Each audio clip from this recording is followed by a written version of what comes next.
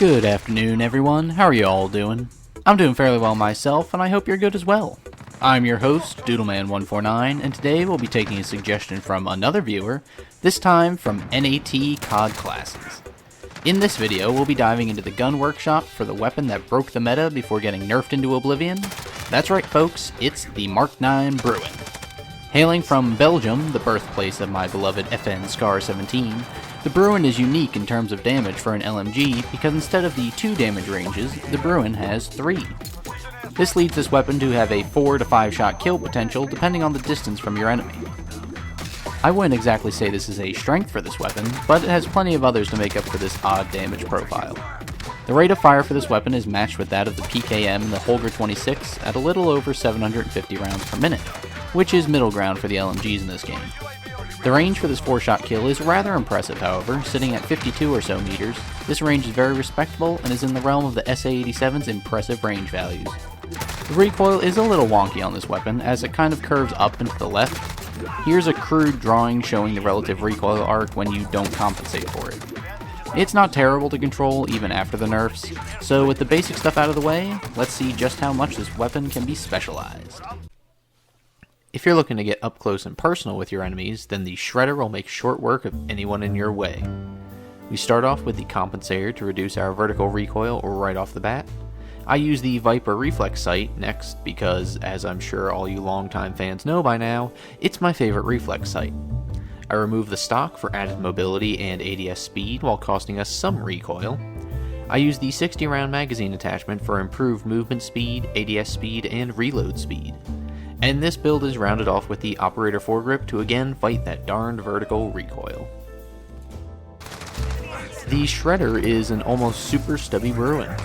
I decided to forego the stubby barrel on this build since the nerfs to the weapon's recoil and range were enough, and we don't need both those to be harmed any further. The compensator attempts to, well, compensate for the weapon's increased recoil from both the nerfs and the removal of the stock. Removing the stock gives a huge boost to movement and ADS speed, which is always a nice thing to have with LMGs.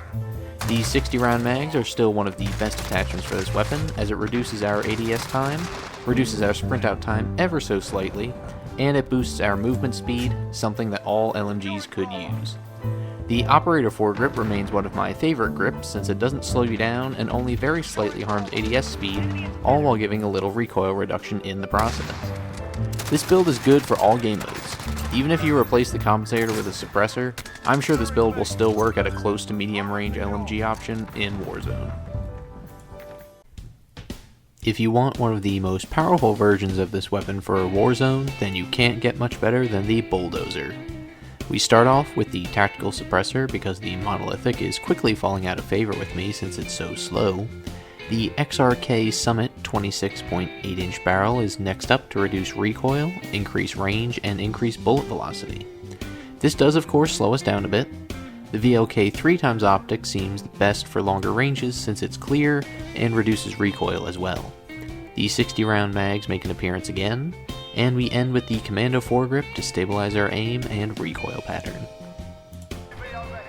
For the most stable and low recoil version of this weapon available, look no further than the Bulldozer. Sporting the tactical suppressor, we are able to stay off the radar with this build while also not hindering our ADS speed too much. The 26.8-inch barrel is the real game changer with this build, as it can cut down the vertical recoil a lot by itself, requiring less user input to compensate for it. It also boosts our ranges by 25% or so, which is great on those larger battlefields. The VLK optic is still the most popular and effective mid-range option available.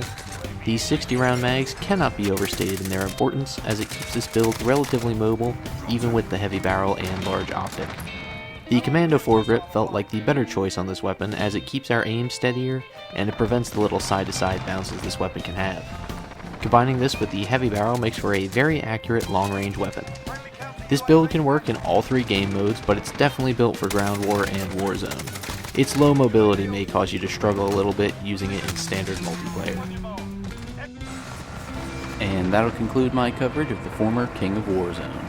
Prior to the nerfs, this weapon was just awful to run into in Warzone. It was basically like the DMR-14 and the Mk9 of its day. You were melted immediately, and from such ridiculous ranges, I can see why it got nerfed. I'm not going to say the nerfs were unjustified, but taking away this weapon's 3-shot kill potential really hurt its usability. What was once the top LMG is now basically on par with the Holger, which I would argue is the second worst LMG we have access to. Oh, how the mighty have fallen. Even after the ruination of this weapon, both of my builds are still strong, viable options if you're looking for an LMG or AR alternative. The Shredder still shoots and moves fast enough to be effective up close, all while retaining its impressive 4-shot kill range. This is basically a slightly slower AR with the best range available. The Bulldozer, despite it not being as good as it once was, is still a good option for Warzone players. It still shoots fast enough and has enough range and accuracy to be effective over great distances. That being said, I have an idea. I'm hoping we can get a large portion of the Warzone fanbase to only use Modern Warfare weapons. We needed to show that as a community we can defeat the incoming OP weapons of Cold War with our sheer skill and determination. We can't let Crack Division keep pushing their garbage on us and punishing us if we don't. We all need to focus up and find anyone using Cold War weapons in Warzone and eliminate them first. Together we can stem the tide of garbage flowing from that title. Now that's all for me, folks. I'm hoping you all have had a great day.